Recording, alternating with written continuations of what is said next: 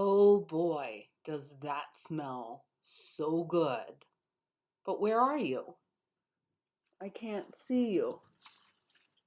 There you are. Hey, I want to talk to you a moment about basil. Boy, does it smell great. Don't you just love it? Aside, let's talk basil. This is a wonderful herb you can add to anything Italian, of which I am. So I paint it all over myself. I do masks, I do body wraps. I am just kidding, but I almost like the idea. Basil smells so good, and there are wonderful things in aromatherapy that it does for you, and we'll get into that too, just a little bit. There are many different types. We have a holy basil, lemon basil, curly basil, Italian basil, sweet basil, Thai basil. Any of them have the same properties. They might vary a little bit because of the essential oils that are present in them, but they all have a similar flavor and they all do wonderful things for you internally. And I guess when you're breathing it in, it's internal as well. Basil facilitates healthy digestion. Our digestive system is so important, and a lot of us don't really think about it.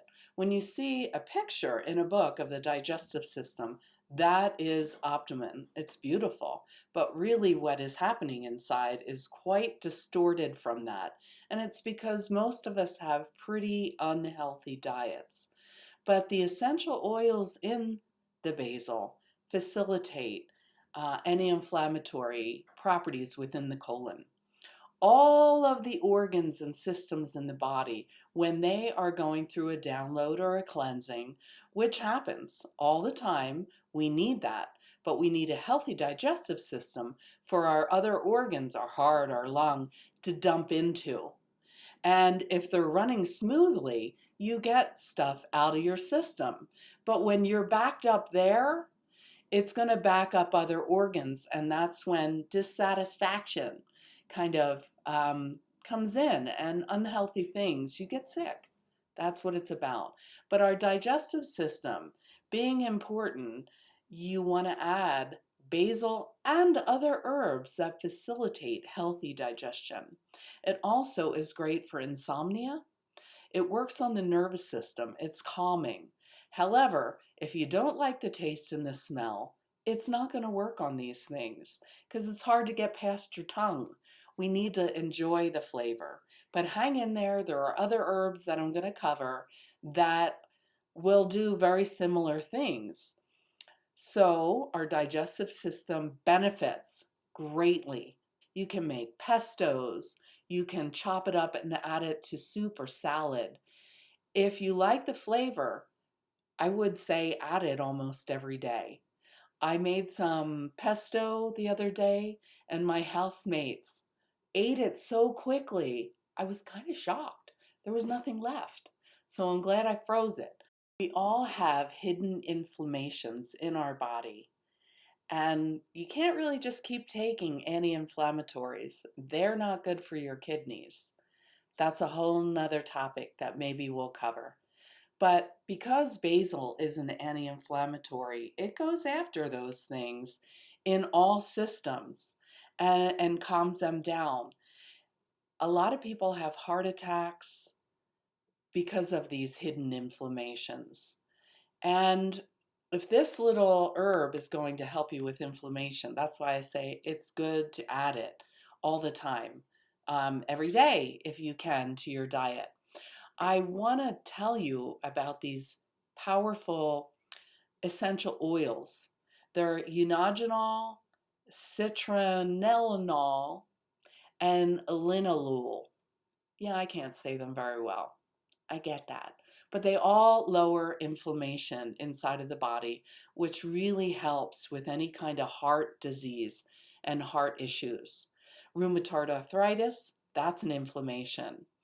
And can you imagine just eating a little something that is going to get rid of pain in joints? You can move better again. It's great for bowel conditions.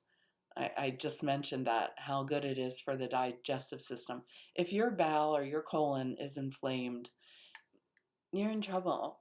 I hate to say it, but you are. But the consumption of these basal oils will calm all that. Do you all know what free radicals are? Free radicals are unpaired molecules that, when let loose in the body, they float around looking for a pair to make themselves whole. But they'll saddle up to a cell, a healthy, good cell in your body, and it'll start robbing that cell of what it needs to become whole. And if you know what cancer is about, it's healthy cells that start replicating in an unhealthy way because they don't have all that they need. So I wanted to let you know that basil is a free radical scavenger. So it goes through your body and it eliminates them, it wipes them out so you no longer have free radicals floating around trying to do damage to an otherwise healthy body. Remember I said I want to smear it all over? You can really use it as a mask. It really benefits the skin. You can make a paste with it, apply it, and it draws impurities out of your pores, dirt. And those are the things that cause your pores to block up and pimples to form. You'd probably make a paste, put it on, and leave it on for about 20 minutes. Then wash it off with cold water. It's an antibacterial, so all of those impurities will wash away. Basil is also thought to help with stress and anxiety. The herb is It does stimulate neurotransmitters that regulate hormones responsible for inducing happiness and that feeling of energy. It makes us more energetic. It's an adaptogen, so it has part of that anti-stress agent. Its immune boosting properties help manage stress, not necessarily mental, but physical throughout the body. If it is decreasing inflammation in the body, then it is going to help your body calm down. And these aren't things that you think about. It's really great. We have a whole nervous system that does things automatically. And a lot of you might not know that, but isn't it great that you don't have to think about each heartbeat? We wouldn't be able to sleep at night if we had to think about our breath. These things happen automatically from the autonomic nervous system. Let's talk diabetes. Basil, the consumption of basil, is also known to aid in a slow release of sugars into your blood. And that's really important. The herb has a very low glycemic index. It may taste sweet, and we call one of them sweet basil, but it really has a very low glycemic level. The essential oils that are present in the basil, it helps cut down on triglyceride and cholesterol levels, and this is a persistent risk with people who have diabetes. It has been shown to do wonders for our liver. Our liver has the responsibility of filtering everything else. So if you're eating junk food, if you're doing recreational or even pharmaceutical drugs, they have to be filtered through the liver. And the basil has a very strong detox property with the anti-inflammatory. And this organ is essential. It plays a critical role in metabolism. So basil also may help with the buildup of fats in our liver, kind of emulsifies that. You hear people talk about healthy gut. They're talking about flora, the acid-base balance, and those kinds of things going on. Basil helps restore the body's natural pH levels. It feeds healthy gut bacteria. Healthy gut bacteria is in our body. The bacteria that are in our body are a healthy bacteria. And oftentimes, soda, alcohol, things that we eat and drink will kill off that healthy bacteria.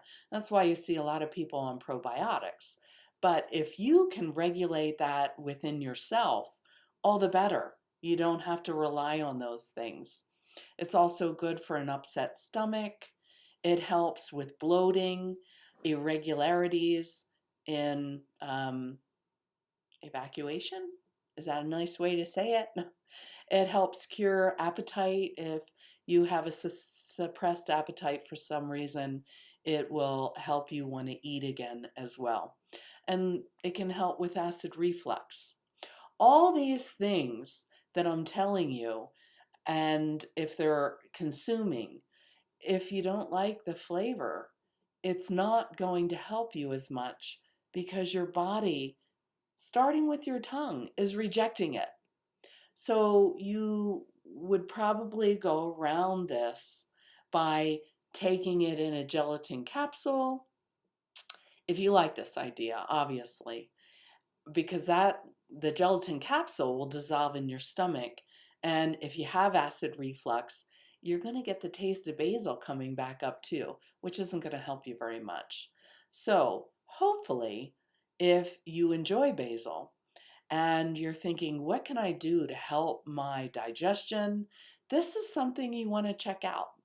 I'm telling you, you can make basil hummus, pesto. There are so many different things to do, and I am going to take you into the kitchen, so please join me. Hang in there, we're going to get in the kitchen, and I'm going to show you a very easy to do pesto recipe. So please join me.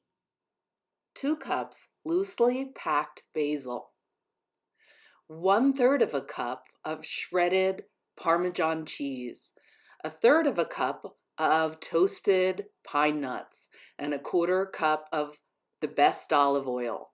Then we'll use 1 large clove of garlic, 1/4 of a lemon, and whirl away. Add a little salt.